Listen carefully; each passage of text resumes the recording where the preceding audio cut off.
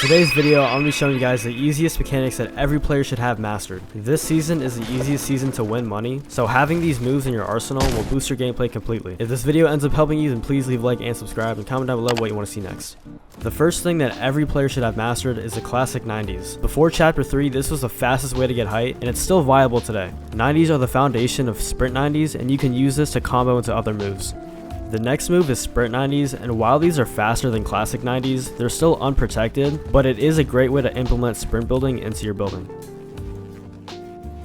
The next move is crossovers, aka clicks 90s. This is by far the best way to get height in game when ramping towards someone. You can also do this going to the left and the right.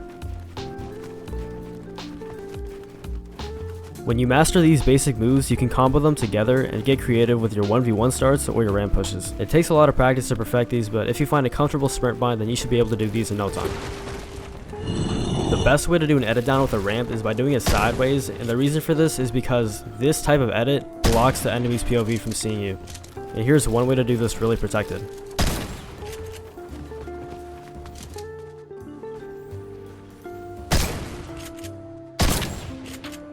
The next move that everybody should have mastered is a side jump. One example of this is a high wall side jump. Side jumps are pretty self-explanatory, but high walls are really effective in blocking your enemy when they're on height. This next move can be used when an enemy is ramping up to your box. This is a great way to get tag damage, and basically what you want to do is edit a window where they're gonna be, then edit the stair right after to get a right hand peek.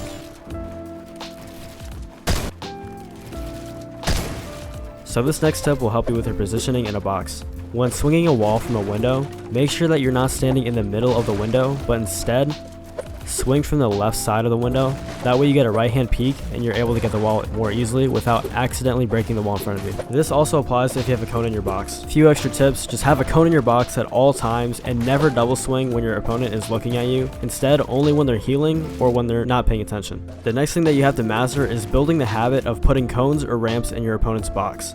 When breaking a wall, there's always a little delay in between placing a new one, so if your opponent doesn't have a cone or a ramp in their box, make sure to place one.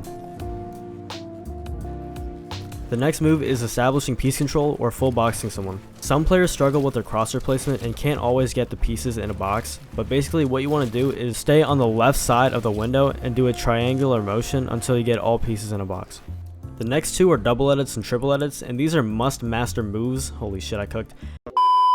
Basically, I have a whole video up on my channel. If you want to watch it after this video, it'll show you how to do these properly and how to practice these. And finally, when pressuring a wall from height, make sure you shoot on the way down and then replace it as you fall. This is way better than double swinging on the same layer. That's going to be it for this video. If you learned anything new, comment down below. And for all the controller players watching, if you want to switch to keyboard and mouse, then watch this video right here.